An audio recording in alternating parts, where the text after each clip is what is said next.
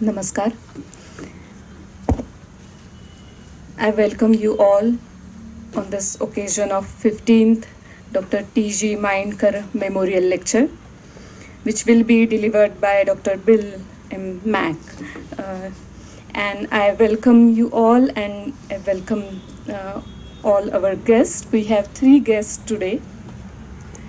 I request Professor Bahulkar, Honorary Secretary of the Institute, to welcome our guests.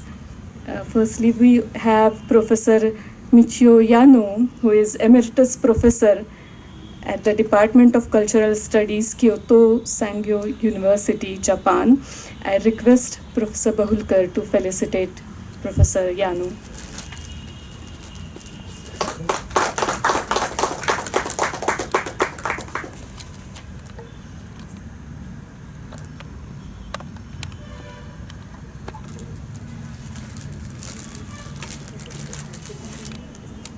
May I now request Professor Bahulkar to present a bouquet to Dr. Mack, our today's speaker.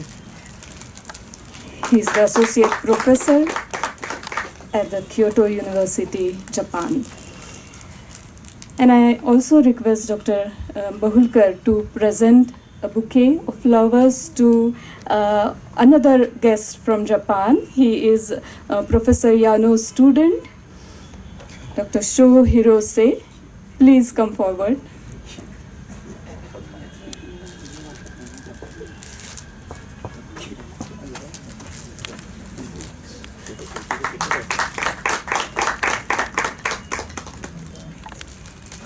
Thank you. And I request him to sit in the front row.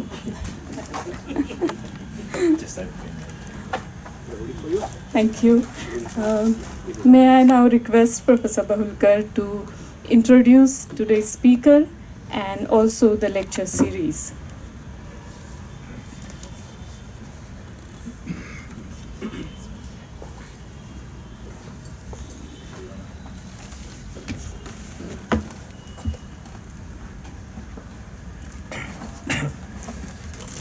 Friends,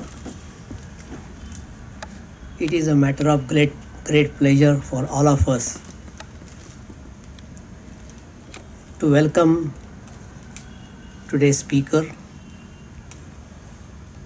and our friends from Japan on the occasion of the 15th T.G. Mainkar Memorial Lecture, for which we have requested Dr. Bill Mack to speak on a very important but a rarely studied topic. This lecture series, in the loving memory of T.G. Mainkar, Professor T.G. Mainkar, started some years ago. I would like to speak a few words about him. Professor Mainkar was a professor of Sanskrit. He worked at several places and he was closely associated with this institute.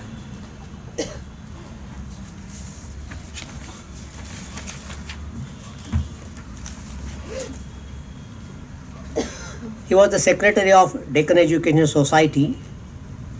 He started his career as a professor of Sanskrit and Marathi at Willingdon College, Sangli, and then Ferguson College, Pune.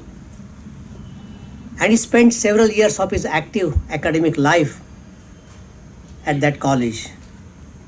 He was also principal of Ferguson College, Pune, and R.G. Bhandarkar Professor and Head Department of Sanskrit, Pali and Prakrit, University of Bombay, and Director of Postgraduate and Research Department of this institute for 2 years in 1979 to 81. He was also closely associated with other institutes such as Deccan College, Pune, Vedic Sanshothan Mandal, Rashtriya Sanskrit Sansthan New Delhi, National Council for Educational Research and Training New Delhi, Kane Research Institute, Asiatic Society Mumbai, Anantacharya Indological Research Institute in Mumbai, and so on. For his great contribution to Sanskrit studies, he was felicitated and was awarded several prizes such as Silver Medal of Asiatic Society Mumbai, Mahamopadhyay Kane Gold Medal of Asiatic Society, and Mahamopadhyay Akhil Bharatiya Pandit Parishad Varanasi. He was also appointed UGC National Lecturer. There are several books, about more than 15 books, and a number of articles to his credit. He wrote extensively on Sanskrit literature, Indian philosophy, Vedic studies, and so on. He was one of the best teachers of Professor R.N. Dandekar. Today's speaker, Dr. Bill Mack. He is a student of Professor Yano and has been working on astronomical and astrological works in Sanskrit, that's science in ancient India. Professor Dr. Bill Mack, he has specialized in Chinese and Indian Buddhism, Chinese translation of Buddhist texts, cross-cultural history of scientific and religious ideas in Asia, astronomy in China, India, and ancient Greece. He was associated with several institutes. He was visiting assistant professor at Center of Buddhist Studies, University of Hong Kong, foreign research associate and part-time lecturer at Department of Indological Studies, Kyoto University, postdoctoral research fellow at Japan Society for the Promotion of Sciences, that is JSPS, and associate professor at the Institute for Research in Humanities, Hakubi Center for Advanced Research, Kyoto University. I must say that Bill Mack is a very intelligent scholar. He is a polyglot. He knows as many as 20 languages, including Chinese, Tibetan, Japanese, Sanskrit, and so on. I welcome him. I also welcome Professor Michio Yano, our senior friend and a great scholar. I would also like to speak a few words about him. Professor Yano has specialized in ancient Indian medical texts and astronomical and astrological texts. When I met once in first time, some 30 years ago, he was working on Charaka Samhita and Chakrapani Datta's commentary. We met in a conference where I had presented a paper in English, but the conference was in Japanese and most of the scholars were Japanese. They presented their papers in Japanese. And I knew a little Japanese, just a colloquial Japanese, but I was not able to present my paper in Japanese. It's very difficult. So he was very kind to translate the whole paper into Japanese. When I read out one paragraph, he translated that paragraph.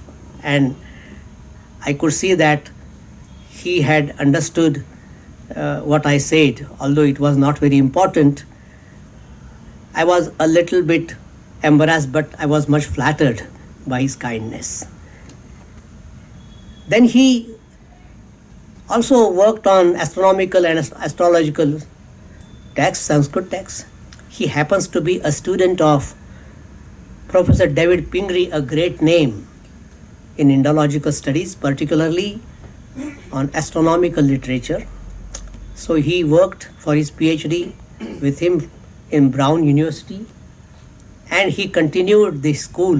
I would call it David Pingree School of Astronomy And I'm really happy that he not only continued to study in that science, but also he taught it to others, and this tradition of David Pingree continues like that. I welcome him. I also welcome Hiroshi-san and request Dr. Mack to begin his lecture.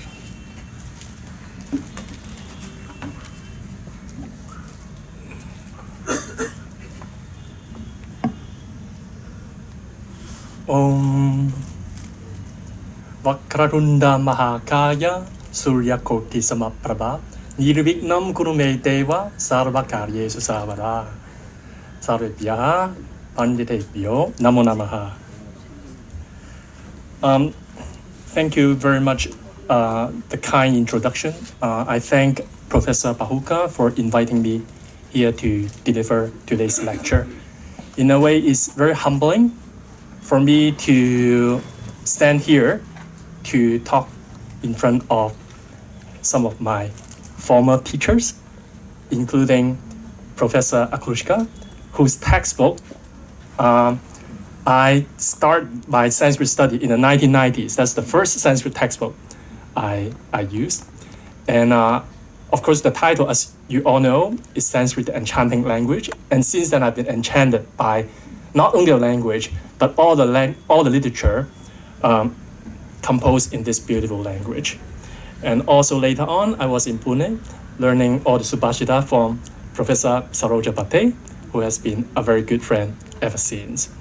And of course, here in front of Professor Yano, from whom I learned a great deal, including the topic that I will present today. So let me begin today's talk. The title is Source and Transmission of the Gargiyajyotisa Eurasian Astronomy from Babylonia to East and Southeast Asia. So in this talk, as the title suggests, there will be two parts. So after a brief introduction, I will talk about the sources of this text and what is so unique about this work. And in the first part, I will discuss about the past and current research regarding this text. And I will talk about the structure of the work, and in particular paying attention to the astronomical chapters of this work, which David Pingree was particularly interested in. And I will actually look at some Sanskrit text itself. And in the second part, it would be a more general look at the transmission of this text and see how we actually position this text in the context of transmission of ancient astronomy in Eurasia, from Greco-Babylonian sources to East Asia as well as to Southeast Asia. So this is a lot of materials, so I hope I won't bore you, but let me start. So within the Jyotisha tradition of India, Garga has long been considered one of the most important, if not the earliest authorities on a variety of subjects in astroscience. A number of scholars from Weber to Kane to more recently Pingree and Vichana have dated the text attributed to Garga to around the 1st century CE, with source materials of possibly much older origin. References to Garga are found also in Minaraja's Britta Yamana Jaraka, a text which I recently published on, dated possibly 4th century. It's also found cited in Baramihira's Brihasamhita, which is dated 6th century, and Atharva Veda Parishishta. However, none of the extant works attributed to Garga has yet been edited or published in its entirety. The situation prompted David Pingree in 1987 to describe the Gargiyajyotisa, one of the most comprehensive texts attributed to Garga, as an immense and immensely important work, and to have the opinion that its editing is the most urgent. How about the sources of this text? Well, there is a reason why this text has not been edited, although it has been identified as such an important source of Jyotisha. At the moment, what happened with the Gargiyajyotisa or the Garga Samhita is sort of drowned in this sea of Samhita. There are so many Garga Samhita, and they seem to be all different. So no one seemed to pay much attention to it because it's just such a mess. David Pingree, in his census, of course, this is a very important contribution of David Pingree, although unfortunately it's not complete. There was only 5 volumes. The 6th volume has never been published. He identified there are at least 34 distinct works of Jyotish genre bearing a title that has some association with Garga. So it's Gargiya, Gargi, or whatever. But somehow Garga is associated with it. The Garga Samhita or the Gargiyajyotisa that we are talking about today, we identify as G1, is a dialogue on astro and other omens between Kraushtuki and Garga in 64 angas. So this is a very large work.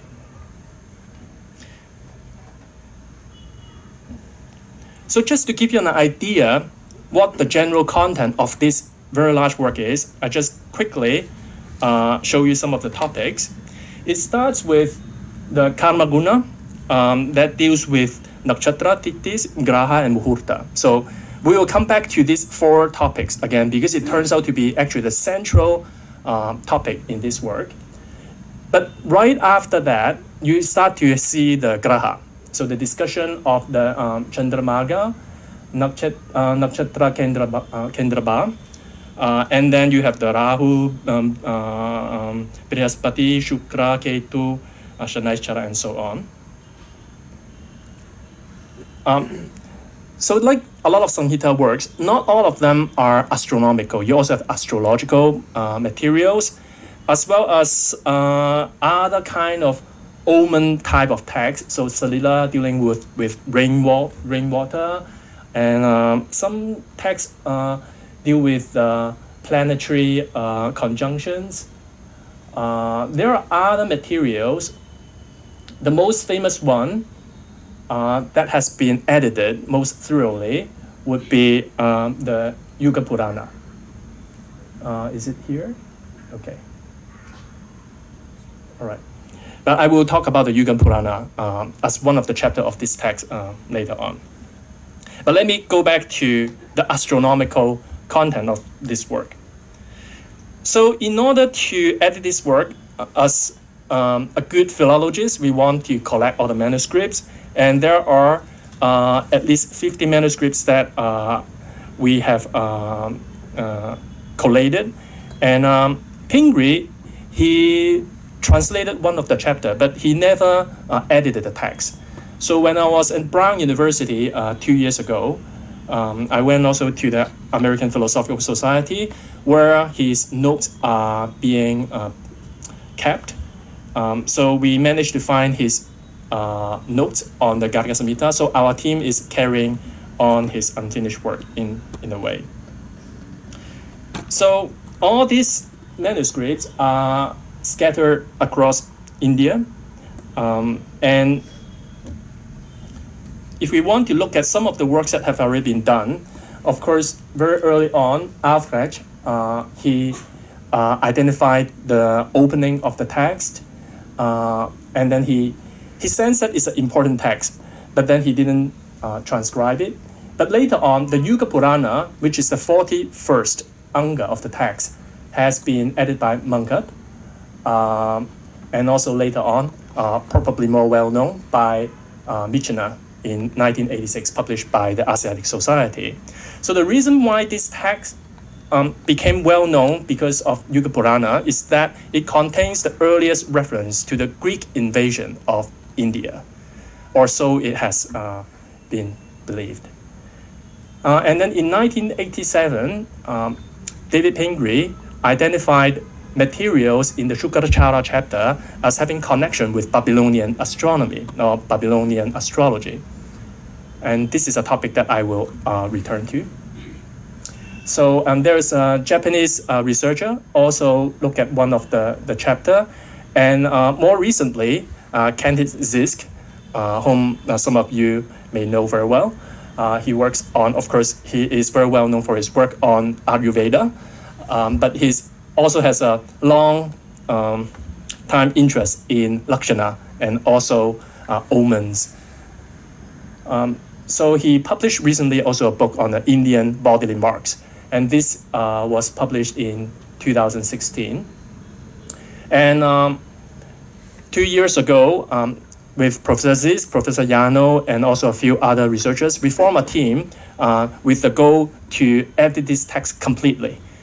So all the 64 angas. So as we each have our own niche, we are all interested in certain part of the text. So it makes our work truly collaborative and exciting.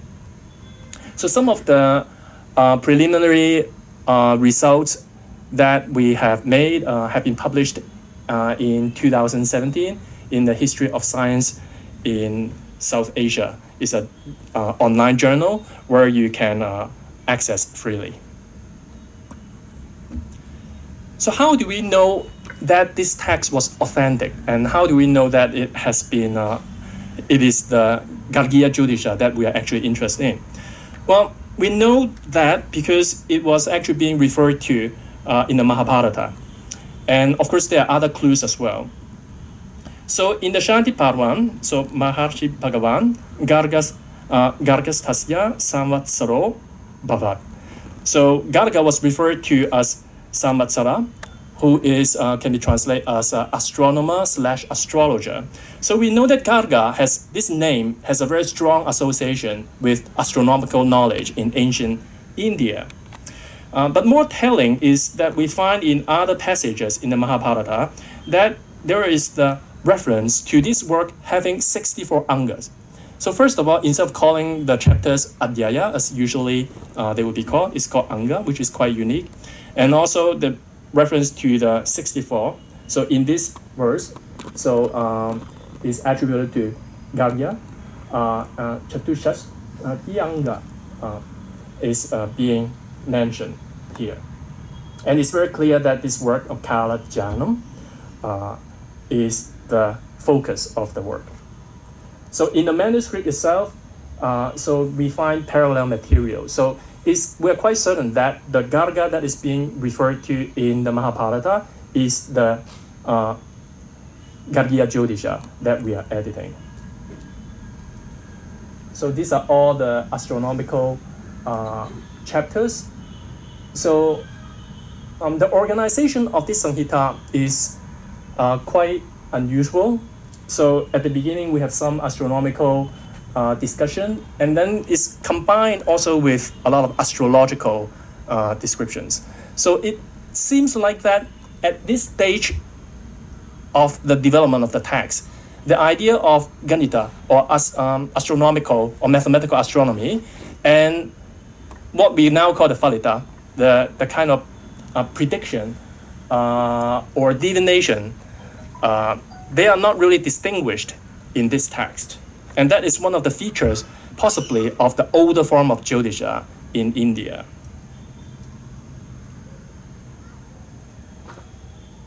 So one thing that I can say quite unusual in this text is that we have the combination of something that was carried through from the Vedic period. So as I will mention later on, right at the beginning, the description of Nakshatra, Titi, Graha, Muhurta, these are mentioned also in the Vedanga Jyotisha. Okay, with the Graha, we have some slight doubt. But later on, this description of the planet, of the horoscope, became a very big subject in Jyotisha, known as the Jataka. But in this text, we actually don't have any mention of horoscopy yet, but we have descriptions of planetary omens. So again, there are some unusual features of this text that would put it kind of a transition between the Vedic period to the later, more Hinduized form of Jyotisha. And the popularity of this text can be deduced from how widespread how popular it was beyond the traditional Brahmin milieu. Well, in the Brahmanic milieu, you would expect this work to be quite important because there were references to rituals that were connected to materials that would be described in the Vedic text. But we find the materials, as later on I will talk about, also find in the Buddhist materials that were eventually spread as far as to China and Japan. And that what makes this text very interesting from a cultural contact point of view.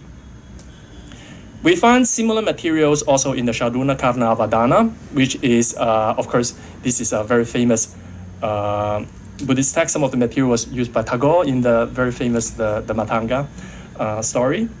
And in a text that also by the Buddhist master, the esoteric Buddhist master Amoghavajra, the Suyao-jing, which I will again later mention.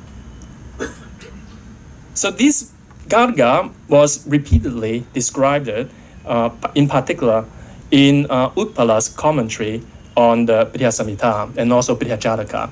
Well, it's more in the Brihasamhita that we can tell that the Brihasamhita was actually modeled upon Garga.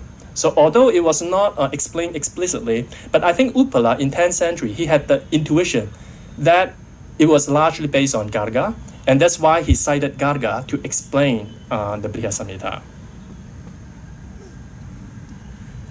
Now let us go into the text and to see what it actually says. So just like almost all the Jyotisha texts, it always begin with an homage to Ganesha. So Sri Ganapataye Namaha. And then we have a verse in Upajati, so which is quite unusual. So Jagat Vidatre okay, so this is Upajati. Jagat Vidatre Tamasam Nihantre Koptre Prajanam Falasam Pradatre Gantre Chanat Sro Tasibhava Vartre Kartre Tasmai Namo Di Bidaye Savitre. So this is dedicated to Savitra. And of course, we know a lot of the work of Varamihira is dedicated to the sun as well. So there is a certain uncanny connection, but this can be explored further. The first chapter, it is actually titled the Samvatsara Nirdesha. So there is something rather unusual at the beginning because it was in prose. Only in the later chapters it became anushtup. Of course, the entire text, there's sometimes change of meter as well, but there is some indication that this beginning part of the Garga is actually possibly a older Garga, possibly what is sometimes referred to as the Vriddha Garga. So for those who are familiar with the commentary in of the Brihasamhita, there is sometimes reference to Vriddha Garga, sometimes reference to just Garga. And there seem to be some confusion. We don't really know, are they referring to two persons, or is Vriddha just being honorific, or they're actually two different persons. So Kane had the opinion that they are actually different, because there are some theories on, for example, on Mercury, that the view of Vriddha Garga and Garga actually do not tally. So he had the view that there are different Garga. And actually, there are possibly more than two Gargas, in our opinion. For example, Professor Yano works on the astronomical Garga, which later on became very important. It was quoted by Nilakanta in much later period. And the astronomical Garga has very different character than this very old Garga that we are looking at.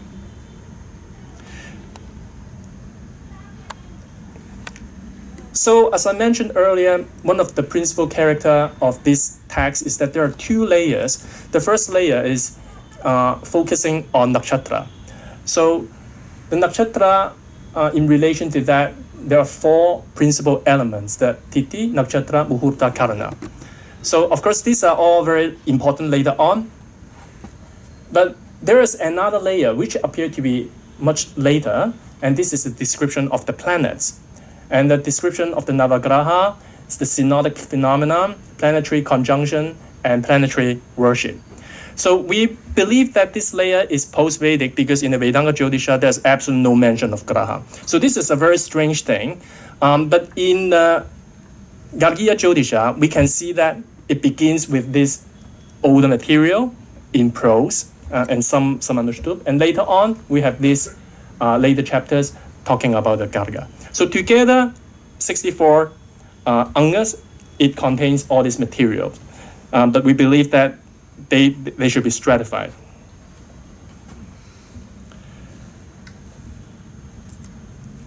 So in 2017, I start transcribing. I prepare a critical edition of the Titikarmaguna.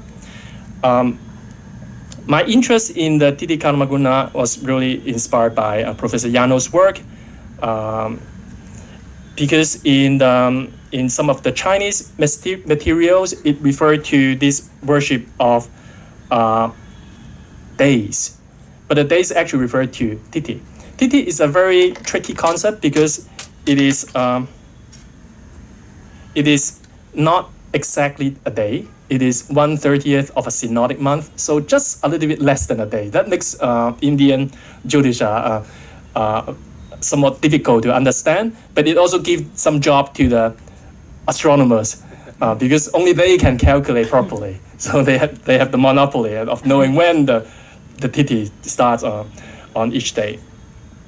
But central to this Titi, the idea is that there would be appropriate things to be done on each Titi. So that's the idea behind it. And there are 30 Titis in a month, from full moon to full moon or new moon to new moon.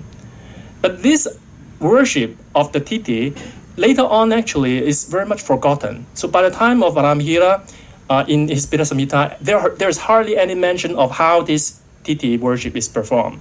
So it becomes very curious that how come the Buddhist materials preserve all these details of Titi worship, and also there's Muhurta worship in the Buddhist materials. So the Buddhists tend to preserve very old things because it's a religious text, so things tend to just stay the way they were. So that led us to look at this chapter, and indeed we find very detailed description of these Titi worships, like for example, which deity is connected with which deity, and what is to be done and what not to be done. And so these all materials are somewhat forgotten even by the 6th century, but it's preserved in the Gargiyajyotisa and also Buddhist text. So some of these materials survive in the Chinese sources, and I just give one example. For example, for those who look at the skies, you would recognize this is Kritika or the Pleiades. So how many stars are there? It's actually very hard to tell. My eyesight are not very good anymore, but when I used to even have better eyesight, I could not really tell how many stars. They just look like, they are very unusual because they are very close together. So they are just like a patch of color. But if you have exceptionally sharp eye, maybe you can see something like this. So maybe you can see 5 or 6 or 7. So in the Greek tradition, also Chinese tradition, there are always 7. But in the later Indian tradition, it's always 6. Of course, there's also some stories that is supposed to be 7 and so on, but let us not get into that. But as far as the Gargiyajyotisa is concerned, one of the things that the astronomical content is that it specifies the number of stars for each nakshatra. And for Garga, it's always 6. And as a result, in all the Buddhist texts, when they describe Kritika, it's always 6. And this caused some confusion to the Chinese and also to the Japanese later on, because the Chinese always count 7. So resulting in the discrepancy. So this is I'm just showing one of the 12th century manuscript preserved in Koyasan in Japan. And of course, Koyasan is the center of esoteric Buddhism, and a lot of these old materials not preserved in China are preserved in Japan. So this is the beginning of the astronomical chapter. So of course, we try to collate the materials in our critical edition. The difficulty is that we have Utpala's commentary, which is from the 10th century, and then we have this our new edition of the Gargiyajyotisa based on our 50 manuscripts. But these manuscripts, the oldest ones are from the 17th century, so they are quite late. And sometimes we find that the verses quoted by Utpala and 17th century or even 19th century Gargiyajyotisa, they do not really tally. So there are some changes between the 10th century and our edition already. And even older materials, some parallel verses from the Shadunakana Vadana, they have also very different verses. So maybe just one pada is the same, then the other padas are all different.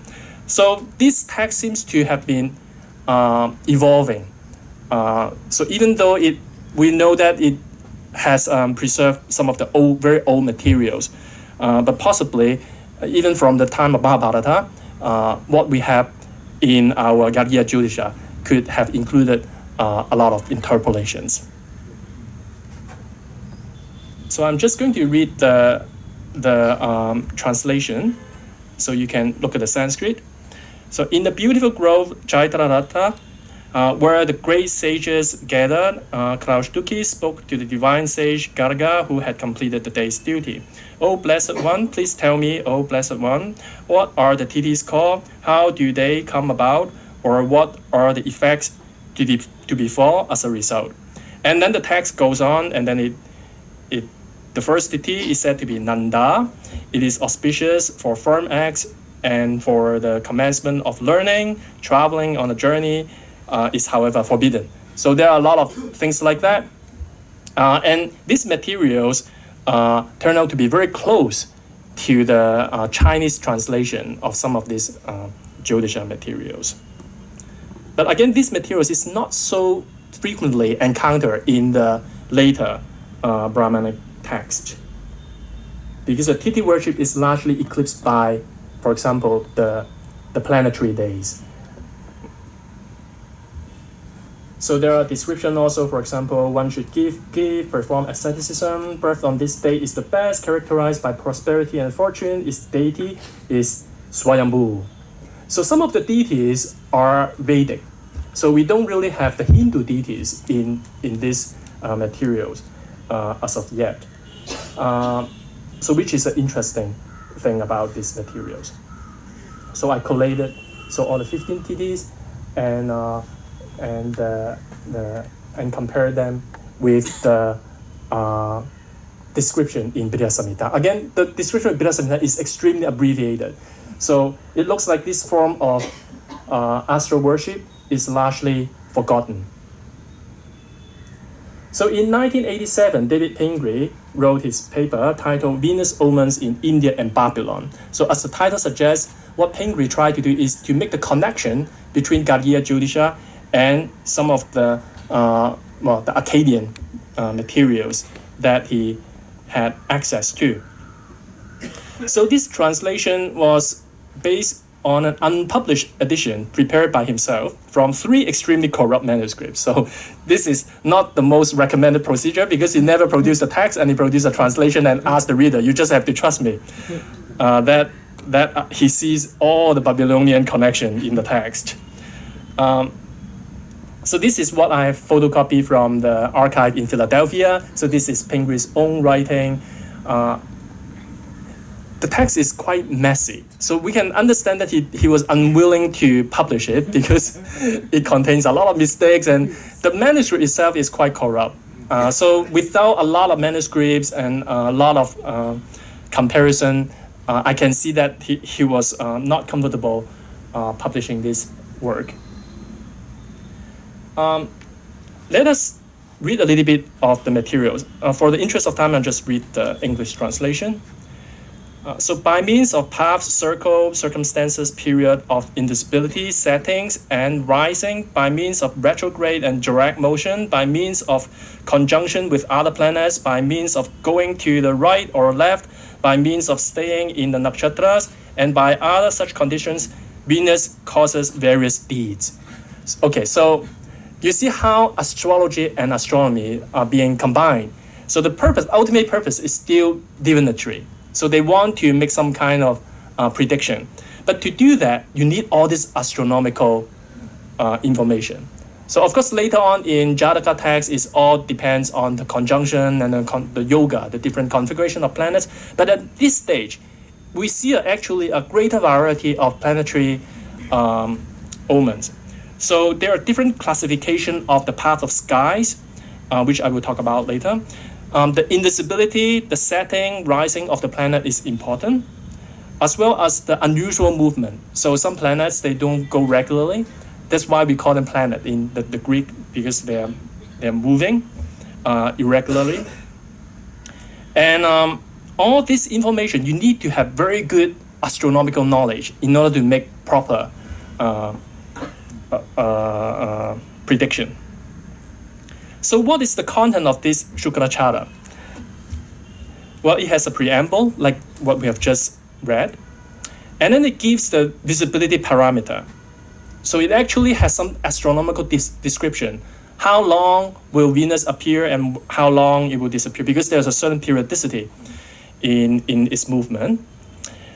And then it describes the movement by paths. So it divides the sky into different paths, and also 4 divisions, and would describe Venus moving in this mandala or that mandala. So it groups the nakshatra into different groups. So this is not something that we see in later Jyotisha text. And this turns out to be one of the reasons why David Pingree connect this text to the Babylonian sources. It describes also 9 viti, or streets, in the sky. So the sky is being divided into 9 parts. And later on, there is also the 6-fold mandala again. So the sky is divided into 6 different parts, 6 mandalas. And there are other theories. So there is, as I mentioned here, there's the 6-fold mandala division. And then there's 6-fold mandala division again according to Pitamaha. And then again, 6-fold mandala theory according to the great sages.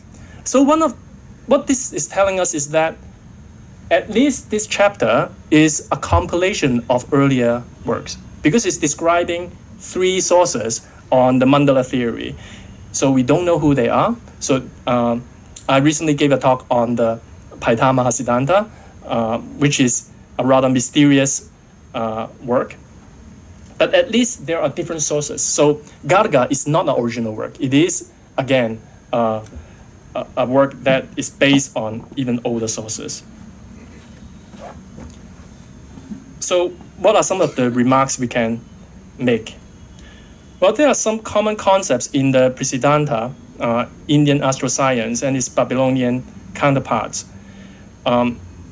So there are the planetary phenomena and division of sky. But the comparison between the Babylonian materials that Pingree drew on, namely Enuma, Anu, Enlil, and Shuma Alu. So these are Akkadian work. So when I was with John Steele at Brown University 2 years ago, we actually looked at the editions, the Babylonian, the English, well, the new editions, Akkadian edition of this text. And we found that actually Pingree's focus was only on the commonalities. He never talked about the differences. So actually the differences are much more than the commonalities. So this is a practice what we call cherry picking. So he is cherry picking the commonalities. So some of the commonalities are very hard to explain. For example, the black Venus, things like that, and it's quite striking. But then how do you explain the many differences? So you cannot just look at the commonalities, right? You also have to explain the differences. So he was rather quiet about that. So we want to reposition Garga in a way that we know that this is possibly still the earliest source of Jyotisha materials extant beside Vedanga Jyotisha. And also Garga is a compiler of earlier texts, as we have looked at earlier, at least a compiler of possibly Pitamaha or Paitamaha. And in this text, it also has very interesting geographic references. It also talks about different people, the Yavana, which I will talk about briefly later on. And there is some certain, possibly, connection with the older Eurasian astroscience. But at this stage, we cannot really tell. So I want to leave this open until we have the entire text of the Gargiyajyotisa and also the Akkadian text properly edited, then we can do comparison. So we cannot compare something with another thing when we don't know enough about both. So with a rather technical introduction to the sources, let us look at the transmission and how do we position this very interesting text. Well, we know that these materials had great influence to Central Asia. And Central Asia in 20th century has received a lot of attention because from a Eurasian point of view, it is in the middle. So a lot of things actually went on, although we don't tend to think this way because we think of Central Asia now as desert or some confusion in politics. But actually in the past, this is the nexus of many different cultures. And a lot of the Greco-Babylonian ideas were transmitted to the East, and same as also materials from India and from China, material culture went the opposite direction. So there were a lot of exchange, and that's why there was a Silk Road. They cannot just go one way, right? The merchants always bring something back the other way to make profits. As far as Indian influences to Central Asia and East Asia is concerned, as Professor Yano just gave a lecture at Pune University, there are many different fronts. One of them would be, of course, linguistic. So the linguistic influences to East Asia and Southeast Asia is quite immense. And especially if you go to Southeast Asia, for those who went to Thailand for the World Sanskrit Conference, you will recognize there's all these Hindu materials and even the language. Almost half of it is based on Sanskrit and Pali, and the script itself is based on the Indian script. And same as in the Buddhists still preserve this Siddhamatrika script for liturgical purposes. And we have also the material cultures influence from South Asia. And for a long time, the Buddhists were responsible for bringing these materials to both East Asia and Southeast Asia, and including Jyotisha. And when we look at this material, actually most of the Brahmanic materials transmitted to the East and to Southeast Asia are mainly astronomical, astrological, medical. So these are rather technical materials. Of course, we know Buddhism ultimately is the one that transformed a lot of these cultures.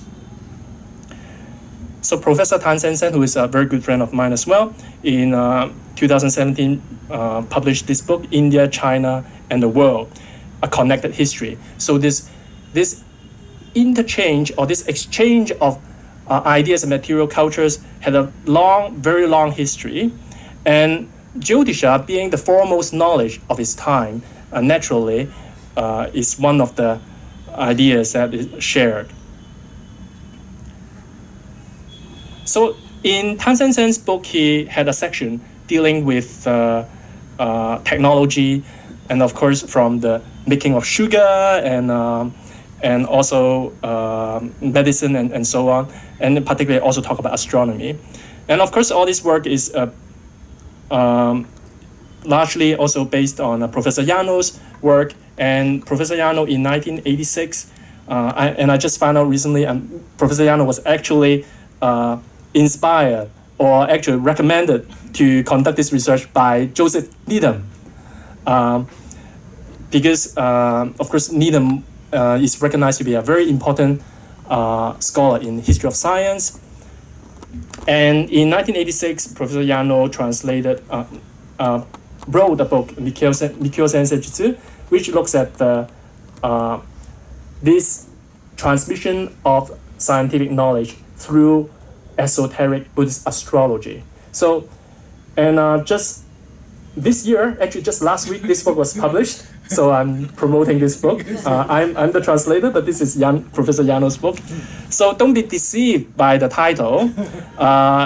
Although the title is Esoteric Buddhist Astrology, so those people who are actually interested in Valita, they may buy this book and may be sorely disappointed because it doesn't actually tell you how to make prediction, but it actually tells you the history and the scientific idea behind these materials that were preserved in East Asia for over 1,000 years.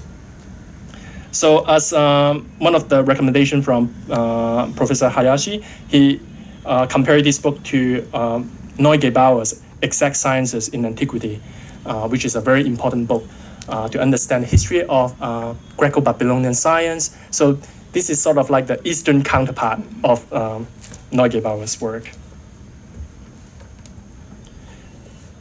But how much do we actually know about this Buddhist astroscience? Well, we know that it was very widespread because we find fragments as early as the 6th century. This is from the Horner's collection, and it's now in the British Library. And this has been identified by a Japanese scholar, Kuromiya, in 1978 because of parallel Chinese translation of the Mahasanipata Sutra. So this is a Mahayana Sutra, but like a lot of Mahayana texts, it has also a lot of Jyotisha materials. So if they were just kind of slipped in. So there are many ways to include these Jyotisha materials in Mahayana text because they believe in Upaya, right? So of course Jyotisha is also Upaya. And we have possibly the earliest description of the zodiac sign. So this is Vrishchika in Brahmi script. It's actually spelled somewhat incorrectly, Vrishchika, but you have to trust me that it's actually Vrishchika, so with Scorpio. And then it also has the description of this Hora, so for the first time. So of course, Hora ultimately is a Greek word. So this is a very interesting word because Hora, as we know, is cognate with the English word hour, and it has been used all along in Greek oldest sources. But Varamihira, if you recall from his work, described Hora as an abbreviation of Ahoratra. So he thought that there's the lopa of the head and the tail. So Ahoratra became Hora.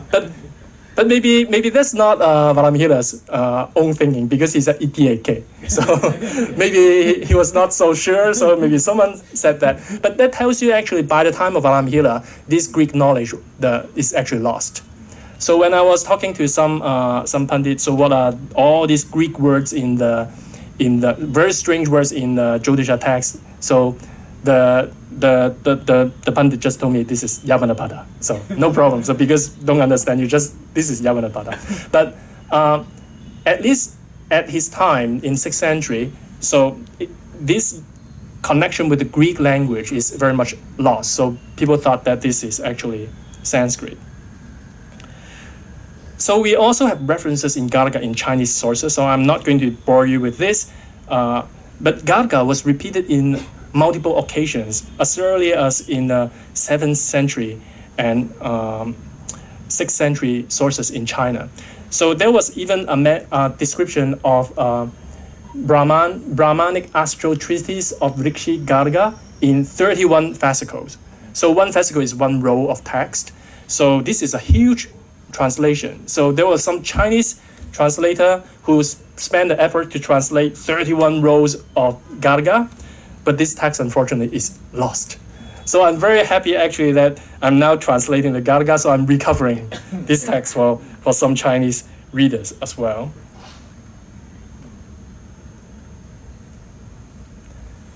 So what other astral works are preserved in East Asia? This is Koyasan. So it's a very beautiful place. It's kind of incredible when you think about how much materials, ancient materials are being preserved. Even some materials no longer preserved in China and even no longer in India, but preserved in Japan. So these I was talking about the Siddha Matrika script. So it's actually very interesting. I don't have the picture, but the Professor Yano earlier showed the picture of is it Ji-un? Ji-un's work. He was making a list of nakshatras, but he write the Sanskrit letters actually vertically. so some of this Sanskrit is written vertically. If you go to Japan, you will also see some Sanskrit written vertically. So of course you never see that in India. But also Siddha Matrika is practiced as a calligraphy. So sometimes if you travel around in India, you look at some of the inscriptions, actually the writing is quite ugly.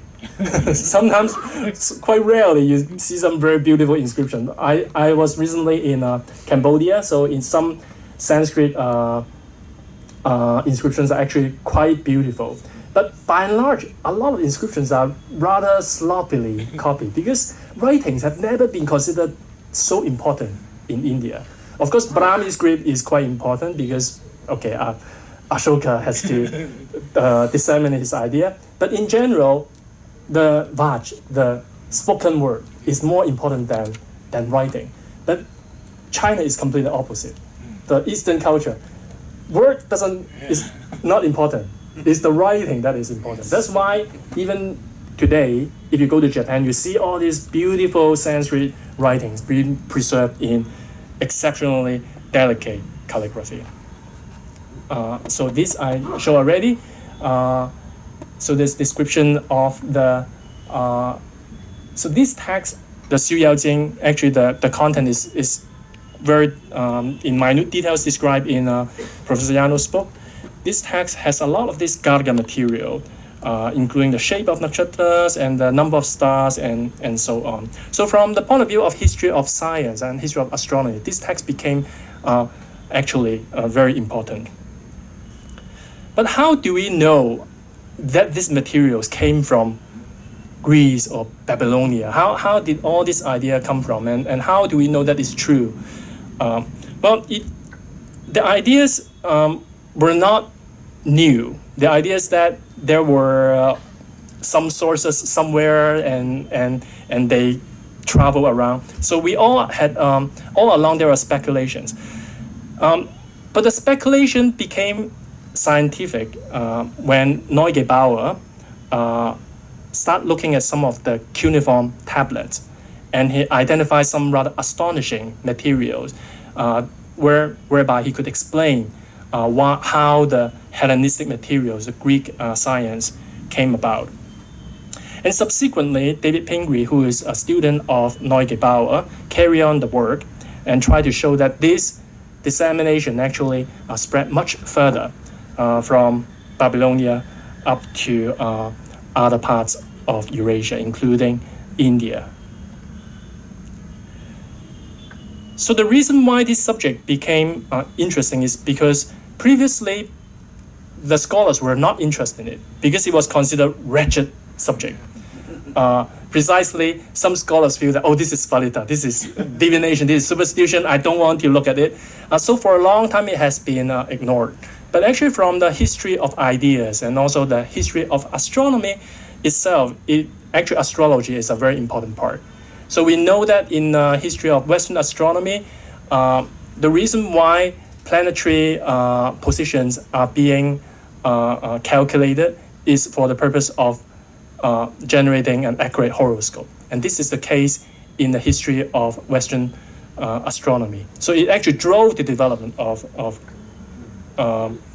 Western astronomy. A lot of the Kepler and Copernicus, actually, they were known as famous astrologers, not necessarily just astronomers. So the distinction of actually astrologia and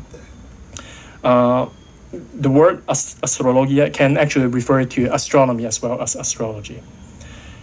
So the idea was that there were some Babylonian materials that were transmitted to Hellenism, so which is the combination of Egyptian and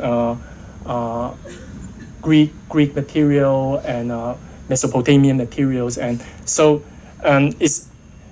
this Hellenism really centered in the Alexandria, And from there, it disseminated to the entire Near East and as far as to India. So this was the idea of Neugebauer and Pingree.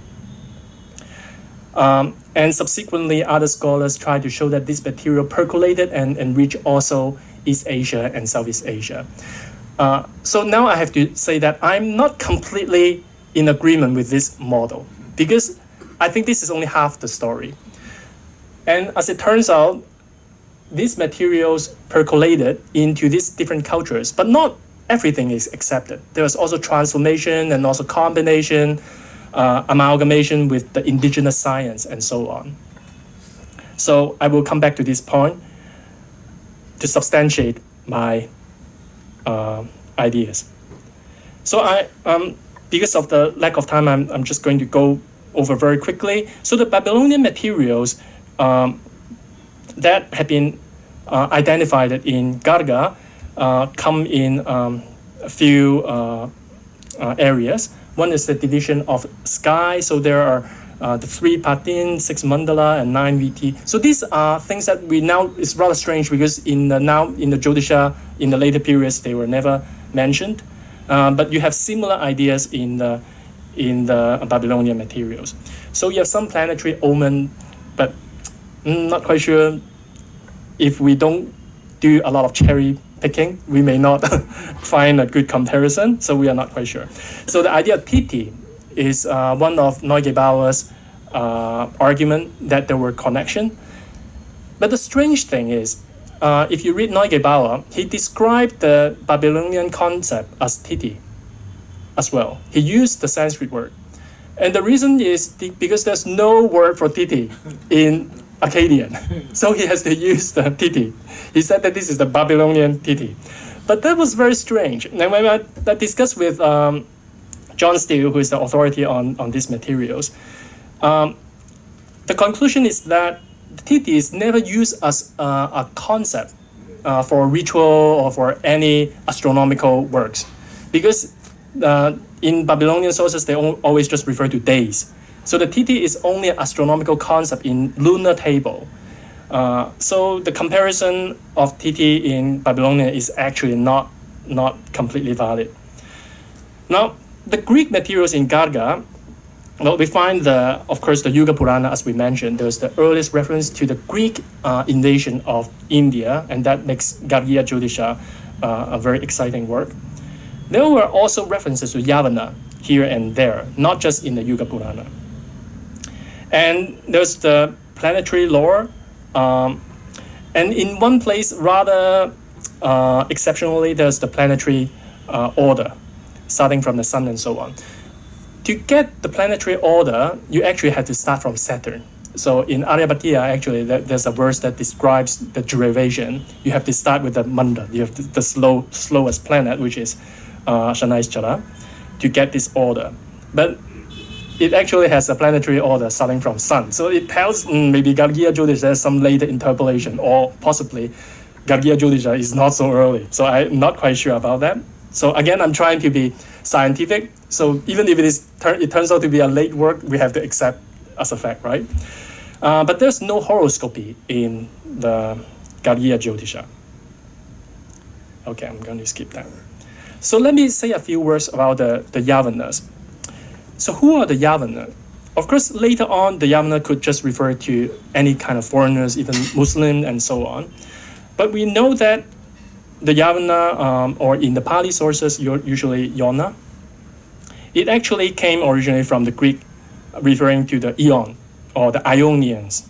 So of course, there are many Greek tribes, and the Ionians is only one, but somehow they were being used to refer to the whole Hellenistic culture.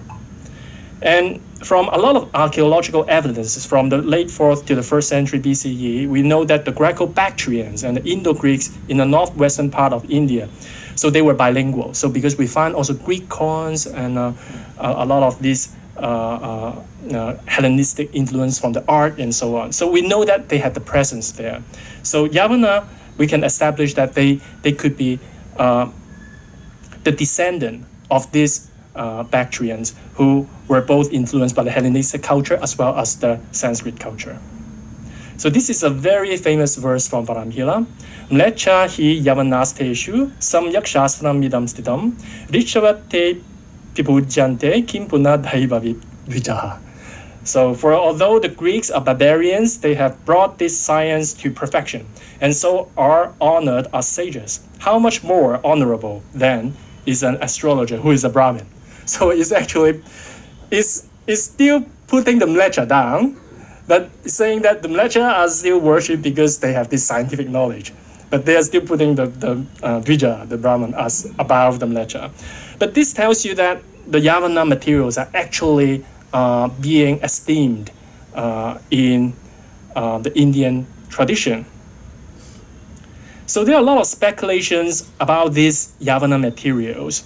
So some people thought that, for example, as early as William Jones in 1792, he thought that both Greek and Hindus could receive from older nations and possibly Chaldeans. The Chaldeans, the Babylonians. So William Jones thought that maybe they are from neither. They are both from Babylonian. This is interesting. He had the foresight, because William Jones in 18th century, the Babylonian materials have not yet been deciphered. So he had this intuition. And then Pingree also had the hypothesis claiming that there are Babylonian influences. So this became a contentious point. His classification of Indian astronomy. So this is quite well known, and this has been debated among the Indian scholars and as well as between Indian and Western scholars. He classified Indian astronomy in 5 stages. The first stage, Vedic. So the Vedic period is crude and rudimentary mathematical structure. The second period is Babylonian. Third period is Greco-Babylonian. Fourth period is Greek. Fifth period is Islamic. So a lot of Indian scholars are very unhappy with this classification, because the only thing that is Indian is crude and rudimentary, and you can basically ignore it. But all the other stages are all foreigns. This is somewhat misleading. And as what we see in Gargiyajyotisa, this is still, the Vedic material is still the foundation. We have all these layers of foreign materials on top of it, interacting with the indigenous materials. This is not to say there are no foreign influences, but they were in interaction with the indigenous materials all along. But his interpretations are largely based on a work that is called the Yamana Jataka, which of course is his PhD thesis at Harvard University. And his dating of the Yamana Jataka was exceptionally early to the Shaka year 71 or 149 CE by Yavaneshwara, and it was translated or versified by Spujidwaja in Shaka 191. And as he explained, this is a work highly corrupt and clumsily expressed, so he had to do a lot of emendation. But he claimed that this work contained the earliest use of the number system known as Buddha Sankhya. And also, it has the earliest references to decimal place value and a symbol of 0. So these are all very sensational claims, perfect claims for a PhD thesis. So you find the oldest 0, the oldest Buddha Sankhya, and also the oldest Yavana text. And then this all suddenly, well, I wouldn't say fall apart, but it was challenged when Professor Yano in 2013 discovered another manuscript of the Yavana Jataka. Because Pingree used only one manuscript and it was extremely corrupt, right, he mentioned. So suddenly there's another manuscript discovered in Nepal. So all along it was there. So Hirose was also there. So at that time, I was not there, but I was very fortunately, I had the access to the manuscript. I helped to order the manuscript, and I thought, why don't we read the manuscript? But at that time, we didn't think, actually we were thinking of reading the manuscript because we trust Pingree so much. Even when we were reading the manuscript, we actually didn't see any problem.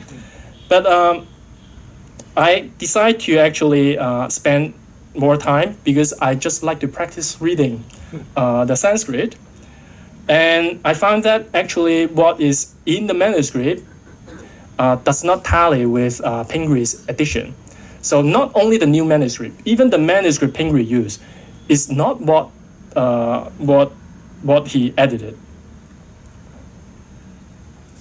So his claim that the work is highly corrupt and clumsily expressed, it turns out is actually quite good. It's only Pingre misread the manuscript. So he would say things, okay, there are 3 values in the text. So there are, the solar year is of this length and this length and this length. And he expressed it also rather inconveniently in sesquidecimal units. Actually, it would be much easier if you write decimally, 365 and so on. But he make it somewhat obscure. But it's rather strange. When you write a text, why would you have all kind of inconsistency in the text? So it turns out actually, Shukla, one of the Indian mathematicians and also astronomers, he correct his work. In 1989, he pointed out all the errors in Pingre, but Pingre never replied, and he continued to maintain his view. How about the oldest 0? So this is his addition, Bindu. So there's a Bindu in the text. So everyone has been quoting this verse, all the texts in history of science, the oldest Bindu. But then he very cleverly in his critical apparatus, he actually wrote Vindhya. So, and he did not really say why he changed it to Bindu. So all these things are actually his own emendations, not actually in the manuscript. So this is in the manuscript, he's supposed to read Bindu. So as you see, this is actually Vindhya. So actually, I also amended it. And Shukla also amended it. It should be actually, not Vidya, but Vidya as imperative. No. So the Bindu actually completely out of place because there's no use of Bindu anywhere in the text. Why suddenly there's a Bindu there? And more disturbingly, his reading of the Buddha Sankhya, which I discussed in my paper, was actually incorrect. So he was reading his text actually based on a lacuna. So in the manuscript, he used actually this corner is missing. So in the new manuscript, we find actually the reading is actually not Buddha Sankhya. It's just the kind of a lineage. So the Narayana, Arka, Indu, Maya, and so on. So he is describing the transmission of the text.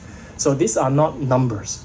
So the ideas of number was actually in some earlier transcriber of the text, and Pingre simply mistook that. So we know that Shaka 191 is actually a little bit too early. So there are descriptions of, for example, the Kapalika and so on. So when I talked to Sanderson, who is authority of Shaiva text, he also believed that 2nd century for Kapalika is quite impossible. But this is not to say there are not Greek materials in the Yavana Jataka. So since it's called Yavana Jataka, there are Yavana materials. So indeed, we find a lot of these so-called Greek texts, and indeed there is some kind of interchange. So there are long words. So Mituna, so also there's some transformation that makes things a little bit different from its Greek counterpart. So as you know, Mituna is always a man and a woman. So this is also quite puzzling because Mituna in the West is the twin brothers. But in India, always a man and a woman. Why? Well, Pingre has a quite ingenious idea, and because these materials originated from the Hellenistic world.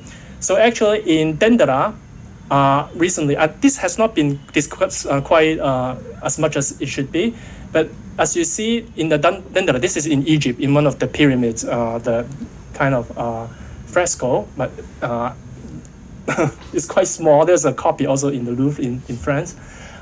You see actually a man and a woman for the sign Gemini.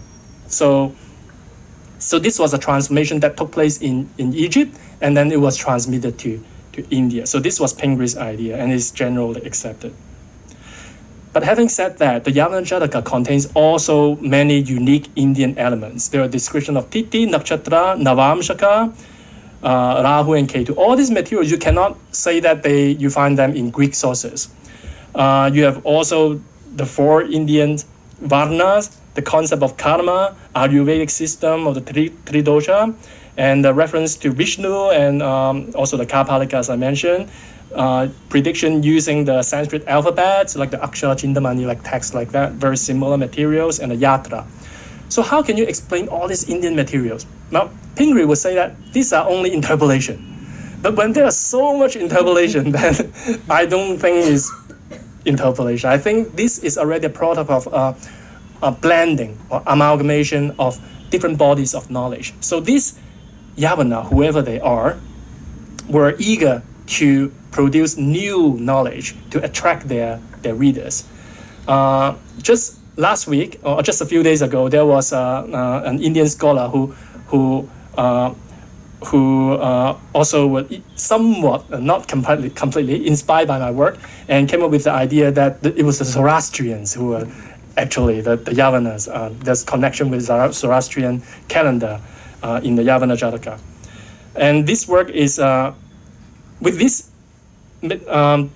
new materials, we now have a re-evaluation of the Yavana Jataka and have a much clearer idea of how this exchange of ideas took place. And so in David Brown's work, in a very thick book in 2018, and also just last week also published, Professor Srinivas' work commemorating Shukla's achievement also discussed of this re-evaluation of the Yavana Jataka. So these materials transmitted to China, what happened to it? Well, we know that these materials went from India to China, and in a particular striking way, there was also in this text, the Mahasanipata, the Mahayana text. It actually described the different cities the materials went through. So one from Varanasi all the way to Khotan and Mahachina. So this is somewhat disturbing to the Buddhist, because the Buddhists always want to believe that all the Buddhist texts are Buddha Vajana. But in this particular text, it actually describes Khotan and Mahachina and so on. So it unfortunately cannot be, at least it's not from Buddha's time. So we know that. But these materials, of course, would include all the Jyotisha materials. They were brought to China and eventually all the way to Japan. And one of the reasons why these materials were preserved mostly in Japan is because Japan was still, the astral system was still developing. It's a shorter history than China. In China, the astral system was already very well established. So the Buddhism came in, it was very popular for some time, but then it went through a long period of indigenization. And some of the Indian materials were largely forgotten. But in India, this is a new religion. It created in Japan, and in Japan, and it created a huge impact to the Japanese culture in terms of promoting lifting its culture. So this is one of the zodiac chart in this text that was dated to the 8th century, and notice that the horoscope is actually circular. So now, when you think about the horoscopes in India, you think of the square one. So there are different ones, the two types, the North Indian, South Indian. But if you actually go to Calcutta, you will see the Bengali horoscope actually still have the circular shape. And this circular horoscope is preserved also in Southeast Asia, as I will show you later. Okay, I will have to skip this. Okay. So even today, in many languages, the planetary weekdays, you can see still see the parallel. So even in Japan, we call Monday Getsuyobi, which means the day of the moon. Of course, in English, Monday is also, well, ultimately the day of the moon, because German also Montag. and of course Greek and Latin, also the day of the moon, and of course, as you all know in Sanskrit, Chandravara is also the same. So these all share the similar, a same source ultimately. But the Chinese are actually very reluctant. The Chinese, for them, this is a very strange system. Why do you have to count weeks? Because in China, they like to count the days by group of 10. So the idea of a 7-day week is very foreign. So even nowadays, the Chinese call Monday as day 1. and Tuesday, day 2. Although this through esoteric Buddhism, these planetary weekdays were transmitted to China, but the Chinese never accepted it. But in Japan, they accepted it. Having said that, in China, nonetheless, you can still see this form of Eurasian astroscience. And it's preserved largely not in astronomy, but in astrology. So in this horoscope, that was used as an example in Needham's book. There was a certain debate whether this is a Greek horoscope but with Chinese characteristic, or is this a Chinese horoscope with Greek characteristics? But actually, if you look very carefully, you will find Chinese elements, Greek elements, Indian elements, and Persian elements in the horoscope. So it tells you the story of how all these different cultures, they all blend together to form a new body of knowledge. And of course, there's even something even stranger. This is, if you talk to any Chinese, this is actually a $1 billion business, the Zhuwei Dao Shu. This is the most popular kind of horoscope. It looks like horoscope. And indeed, it has 12 boxes. And indeed, there are the graha moving around. And when I was born, actually, I was also given one of this horoscope. But actually, there's nothing astronomical in it. So all the graha, they calculated by numerology. And also, these are only boxes. So they were inspired by the Indian or the Persian horoscope. But this is essentially Chinese numerology. And again, this is an example of how cultures interact with each other with different kind of trajectories. Okay. So he is a 97 years old astrologer in Hong Kong, and is still making, this is kind of like a Chinese Panchanga. And you will find Rahu and Ketu in it. And they would not be able to tell you why the Rahu and Ketu is, but they are there. So even today. But our Indian friends would know that they are ultimately of Indian origin. Okay, I wouldn't have time to go to that. This is, by the way, this is the Saurabhita. This is from Bombay. If you go to the Hall of Statues, you will find this dated to the 12th century in the Chhatrapati Shivaji Museum. This is one of the earliest. Actually, we don't have very early iconography of the Rashi in India. But there are some, if you compare the iconography, it actually makes very interesting comparison. Actually, any of this topic, any student, master student, even PhD student can take and would make a very nice dissertation. These are the Hoshi Mandala. Of course, this became a major object of worship in Japan.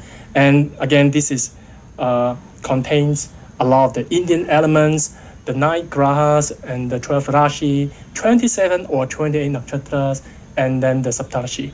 So the Saptarshi is important in India, but it's even more important in China. So there's a certain combination of Chinese elements. Okay, so this is one of the so-called karazu, which the kara is actually ultimately from hora ultimately from the Greek hora, so just referring to horoscope. So this is a form of horoscopy. It was dated to 1166 and preserved in Kyoto. So I'm just going to very briefly talk about Southeast Asia, because Southeast Asia preserved also some of this Garga material in a rather unexpected way. So as I mentioned right at the beginning, Southeast Asia is very much influenced by the South Indian, the Chola dynasty. So you have all the Indian polities, Southeast Asian Indian polities in Southeast Asia. The Funan from very early period, we don't really know about it, but it's Indian from Chinese sources. Janla from up to 900. Srivijaya from the 7th century until 14th century, which is now in Indonesia. And you have the Sukhothai, which is the older Thai kingdom, 13th century, and so on. And all these cultures were very much influenced by Indian high cultures. So in Sheldon Pollock's book, The Language of Gods in the World of Man, described this as a Sanskrit cosmopolis. So in fact, there was some really advanced Sanskrit verses being composed by some of the Brahmins in these places. So if you go to Thailand, you will find this. So I was talking about the older kind of horoscope. And this is the kind of horoscope you will find all over Southeast Asia, not only in Thailand. But Thailand, this is still a living tradition. So if you can read Thai, this actually is Sanskrit, it's Brahma Jati. But of course, there's certain modification. And it is this entire earlier Jyotisha lore that is very similar to the Gargiyajyotisa that is preserved in Thai sources. The interesting thing about Southeast Asia is that they preserve some of the very old Indian materials which are lost in India itself. For example, the so-called earliest Indian zero is actually preserved in two sources, one in Cambodia, one in Palembang. So this is one of the inscription. So you can read actually is 605. So the zero is represented by the bindu. Indeed, this is a real bindu, not an emendation. This is real. And so we know that, so in the 7th century already, this is spread to India, to Southeast Asia. But in India, the oldest zero that survived is in Gwalior, and that's in 9th century. So zodiac, of course, is preserved also in some very interesting artifacts in Java. So I spent some time reading the old Javanese materials, and some of the very interesting description of dates, they would refer to, so like Panchanga, and when you refer to dates, you mention the nakshatra and vara and so on. But in these old Javanese sources, they have a different sets of parameters. They would describe grahachara, mandala, and parvesha, muhurta, and nakshatra devata, and so on. So it's a little bit different from the Panchanga material. So, and this is actually another question that Professor Yano is very interested in now, is the oldest Panchanga. Actually, we have been talking about Panchanga so much, but when was the oldest Panchanga? Actually, no one ever discussed this. But it looks like these Panchanga materials were somewhat different in the early stage. So this mandala, if you recall, is a very important characteristic of Gargiyajyotisa. So let us conclude. So what we have seen so far is we see this transmission of Greco-Babylonian materials eastward. But this is only half the story. The other half of the story is really how it interacts with the indigenous materials as seen in the Gargiyajyotisa. So in the case of India, some of these materials were actually accepted quite readily. For example, later on, these Yavana materials, the horoscopy, and also some of the planetary theories, the epicycles, and so on. But the Indian astronomers continued to develop these ideas in a very uniquely Indian way. In the case of China, some of these ideas were transmitted, were preserved, but they had very little impact to the Chinese science. So this is actually some historians of science thought that is actually rather unfortunate, because if they had actually closer interaction with the Indian scientists, that would actually would create some more exciting and more advanced development. But the Chinese largely just thought that they are just some strange Indian curios, but instead they were passed to Japan. So in Japan they were preserved, and they also stimulate the scientific development. these materials were also preserved in Southeast Asia. And what we see that in this circular kind of transmission of Eurasian science is that Mesopotamia and Greece and India and China, they were the main cultural exporters. So it's actually rather inaccurate to, for example, to say that Southeast Asia were influenced by Greco-Babylonian sources. Yes, maybe, but ultimately they were influenced by the Indian cultures. So the Greco-Babylonian materials were transmitted via the Indian materials. So with that, I end my lecture. Thank you.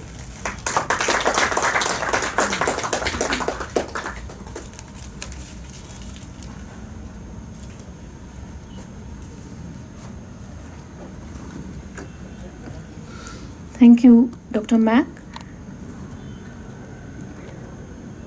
We can take just 2 or 3 questions, if any.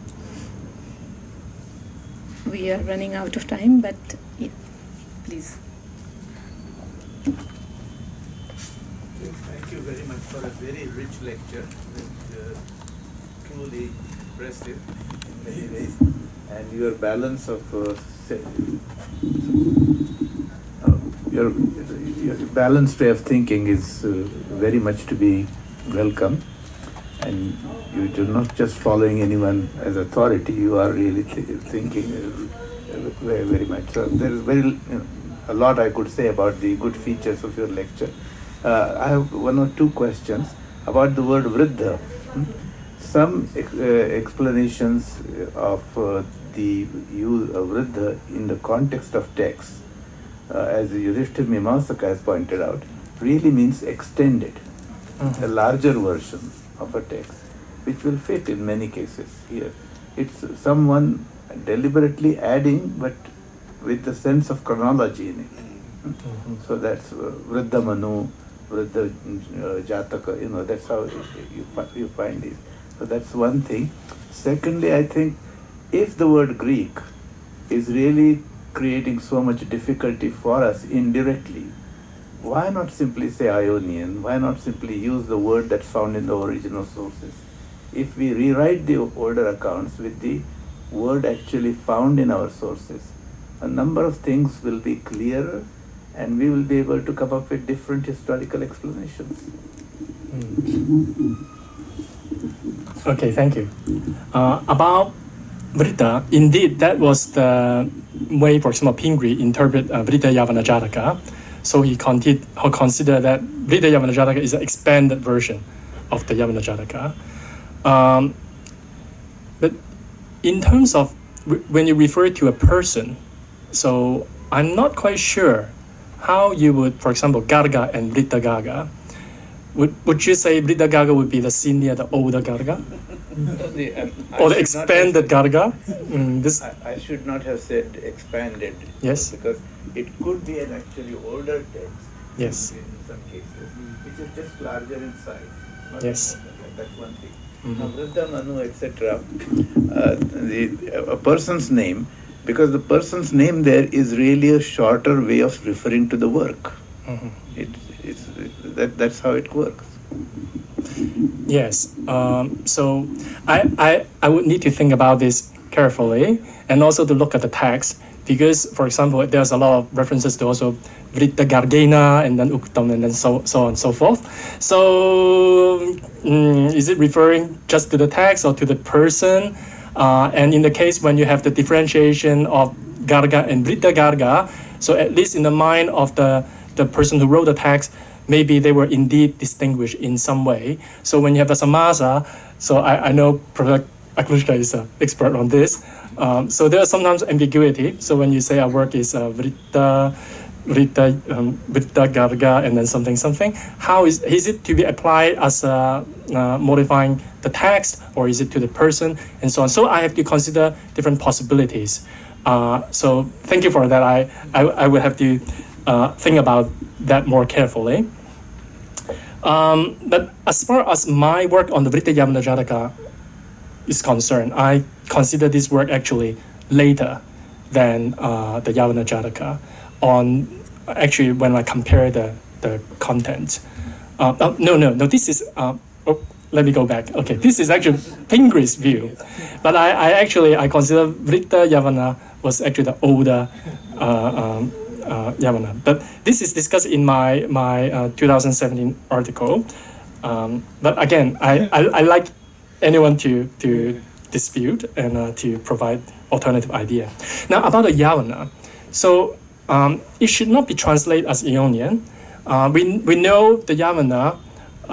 The best way is just not to translate actually. Yathabudam. So the way it is the way it is, and we don't really know who the Yavanas are. It's also what it's referring to is also changing. We know Yavana later on refers even to Muslim and so on. Of course, in the early period, Yavana refers indeed to the Hellenistic culture because Yavana in Persian is also using Ionian which is a subset of the Greek culture to refer to the Hellenistic world in general, or members of this community. But we don't really know who this Yavana really are. Depictions in sculpture. The Yavanas were marked by different types of hats. Yes. Well, that is only one type of Yavana, right? So we know later on also there's different Yavana, and that is the question we will have to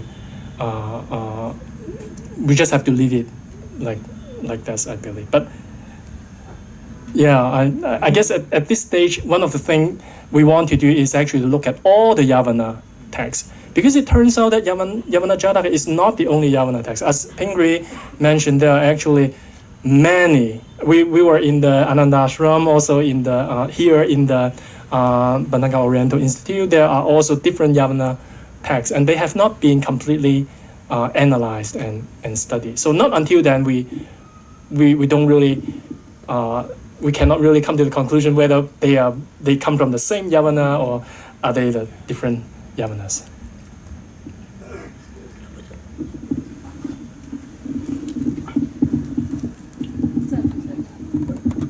Good evening.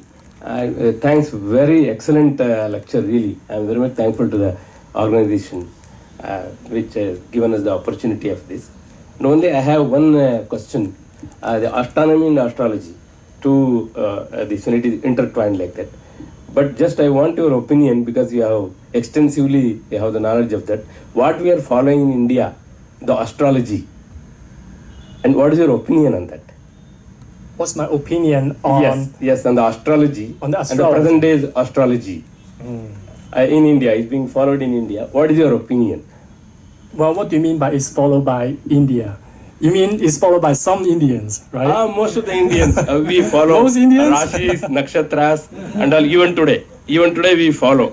If you ask many of the people, they know who's nakshatra and what is my Rashi, nakshatra and all.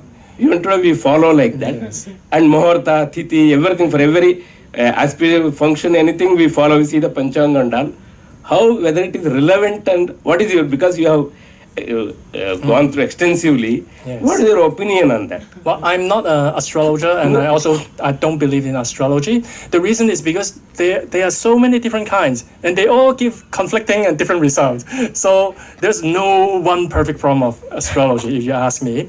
But what is interesting for me is the cultural information it preserves. Fine.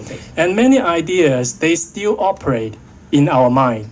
So the idea of time units, for example, it actually regulates our life. One of the really interesting papers I read is the beginning of the weekdays. For example, the idea that you have a cycle of 7 days, and then you would one day is particularly important, and a particular day you would rest. This actually it changes the civilization. So imagine if you have a society without actually kind of every Sunday you work. Actually, the Chinese is like that. I tell you, in the 1930s, there was a long discussion when the weekdays were introduced by the Chinese. Finally, after the early 20th century, they start to adopt the weekdays. And then a lot of questions came from the teachers, because suddenly they don't know what to do with the children on Sunday. So the teachers ask, they in the magazines they ask, what do we do with the children now? They don't go to school. So they're wasting their time, and so this is maybe just uniquely Chinese thinking, but this also tell you how these concepts are actually quite arbitrary, but it has huge impact to the way we live. Very interesting. Thank you. One small question, one small doubt. This chart exclusively shows the eastward transmission. Was nothing transmitted from India to the west? Any suggestions to say that something was transmitted from India to Mesopotamia or Greece? Any findings regarding that? Well, this is actually very well known. I mean, some of the, for example, the numerals, now we call actually they are Indian numbers, right? We call it Arabic numerals, but they were from India and so on. But this is actually something that is very well known and among the history of science.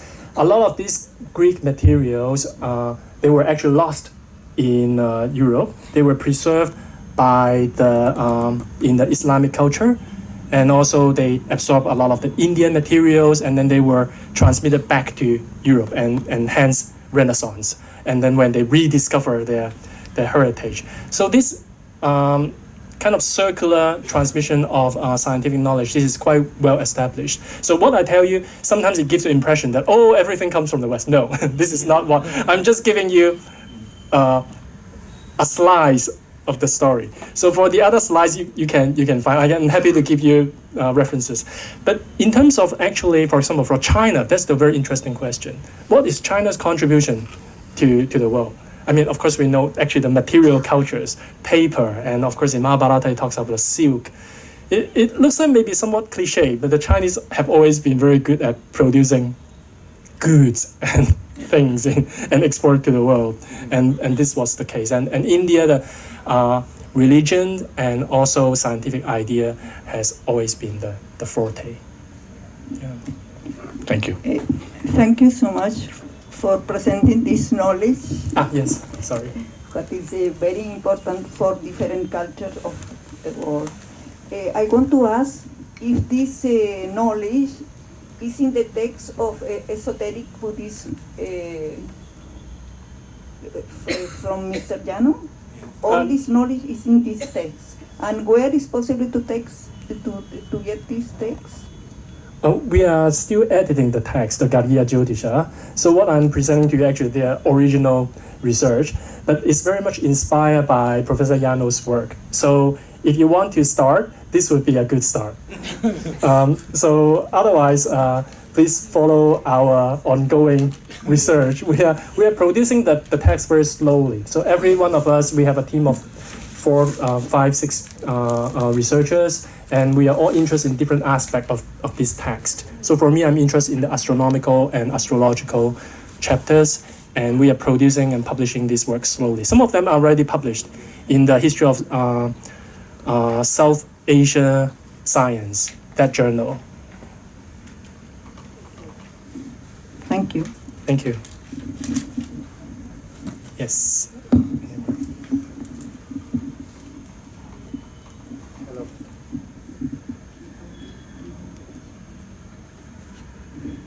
Congratulations on your excellent lecture.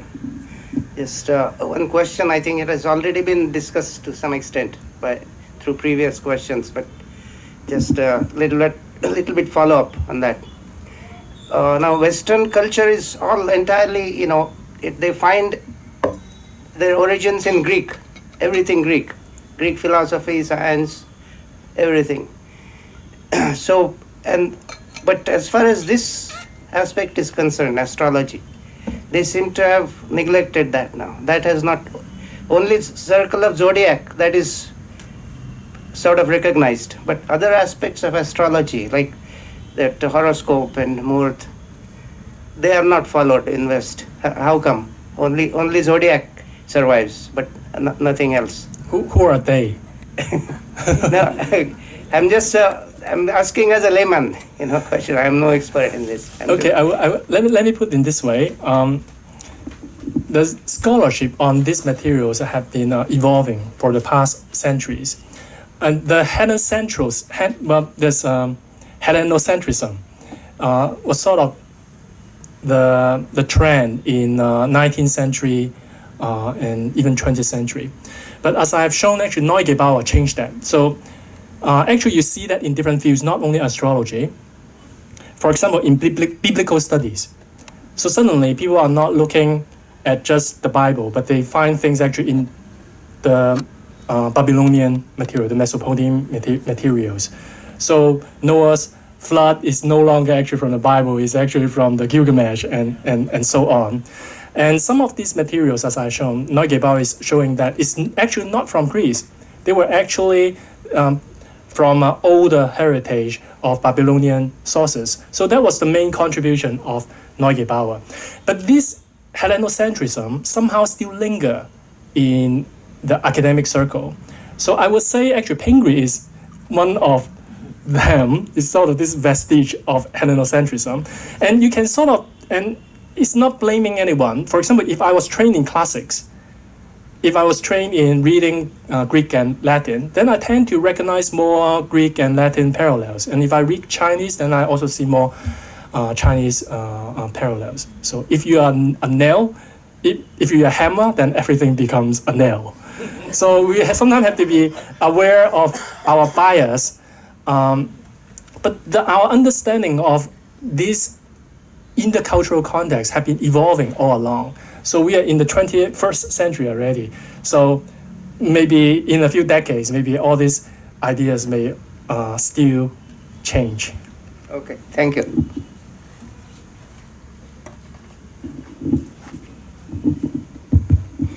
So in like Indian spiritual practices, like chanting the name of the Lord repeatedly, the number 108 has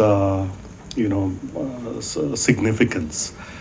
So just yesterday I chanced to see a video on Khan Academy for school students about the phases of the moon, and the speaker there mentioned this, that the ratio of the distance of the moon to its period of revolution around the earth is the same as the ratio of the distance to the sun was to the period of revolution of the apparent revolution of the sun around the earth, but of course it's vice versa, and that is 108. So the speaker was quite astounded himself that The speaker was astounded himself. Yes, because he was restricting himself to the phases of the moon and the astronomy, but he did mention that this ratio being 108 is also a significant characteristic of Hindu spiritual practices. So since you have been studying this, I was curious if you found any more fundamental correlations about the number 108. You like 108? I mean, I have known that to be significant. Well, let me just tease your mind, because there's something very interesting, and also this I discussed with Professor Yano. It's not my idea.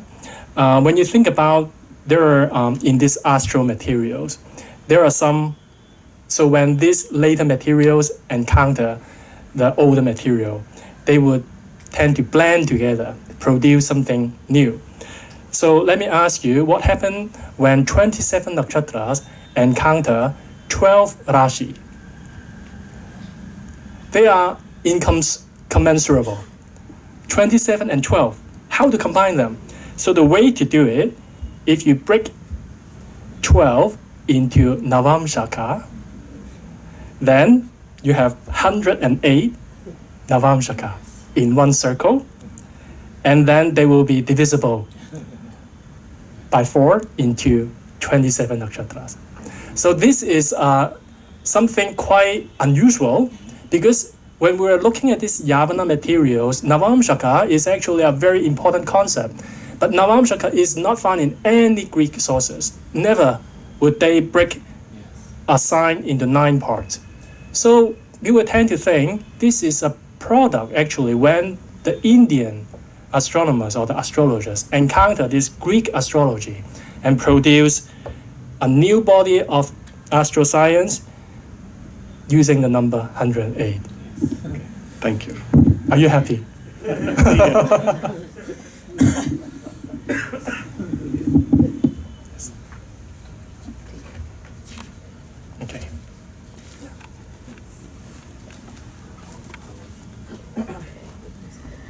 Thanks a lot, Dr. Mack. This is really fascinating, not just the history, but how cultures interacted. I extend my heartfelt gratitude towards him. Thank you so much.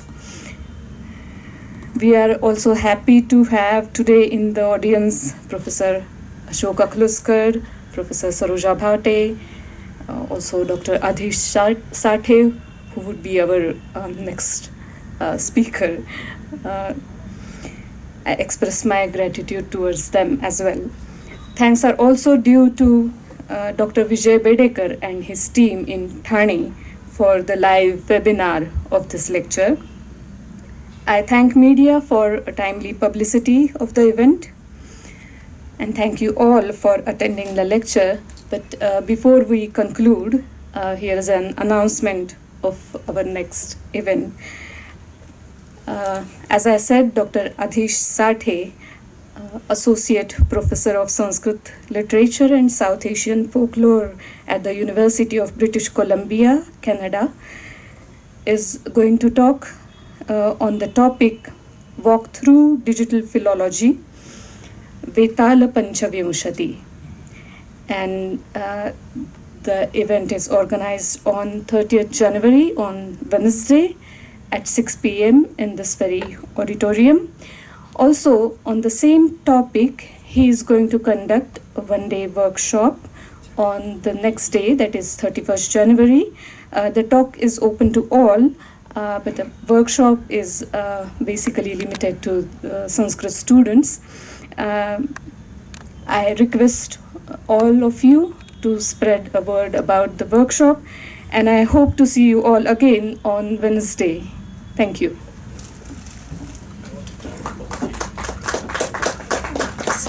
Dr. Mack wants to present a copy of his book to Professor Bahulkar. Professor Yano's book. I'm sorry, Professor Yano's book. Thank you very much. Thank you, Dr. Mack. Thank you so much. It will be a very good addition to our library of Bandarpa Institute. Thank you very much. Thank you.